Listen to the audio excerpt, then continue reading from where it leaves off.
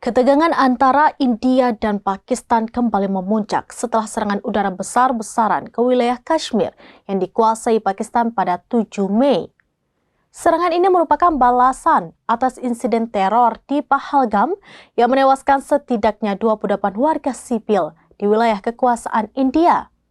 Sebagai bentuk respon, militer Pakistan mengklaim telah menembak jatuh 5 pesawat tempur India, termasuk 3 jet tempur canggih Rafale, 2 jet Rusia dengan versi berbeda, serta sejumlah drone. Namun pemerintah India secara tegas membantah klaim tersebut dan menyatakan bahwa tidak ada satupun pesawat mereka yang ditembak jatuh.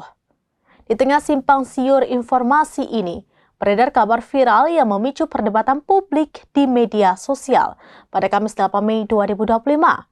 Di mana kabar tersebut menaraskan bahwa terdapat andil seorang pilot wanita yang menjadi kunci Pakistan berhasil menghalau serangan musuh. Adapun pilot yang dimaksud bernama Aisyah, yang berhasil menembak jatuh salah satu dari 3 jet Rafale India. Selain itu, seorang komandan skuadron bernama Afridi disebut-sebut sebagai penembak jatuh Rafale pertama dalam sejarah. Namun hingga kini tidak ada bukti kredibel maupun laporan resmi yang dapat mengkonfirmasi klaim tersebut. Laporan media arus utama dan sumber independen belum mencatat keterlibatan individu dengan nama-nama yang dimaksud. Klaim itu juga belum diverifikasi oleh pihak berwenang, baik dari Pakistan maupun India. Sementara itu, beberapa laporan menyebutkan bahwa 3 pesawat India jatuh di wilayahnya sendiri karena penyebab yang belum jelas. Namun tidak ada konfirmasi apakah itu akibat tembakan dari sistem pertahanan udara Pakistan ataupun human error dari pilot India. Dengan ketegangan yang terus meningkat, situasi di kawasan tetap sangat rentan. Publik juga dihimbau untuk berhati-hati dalam menyebarkan informasi yang belum diverifikasi, terutama dari pihak-pihak resmi terkait.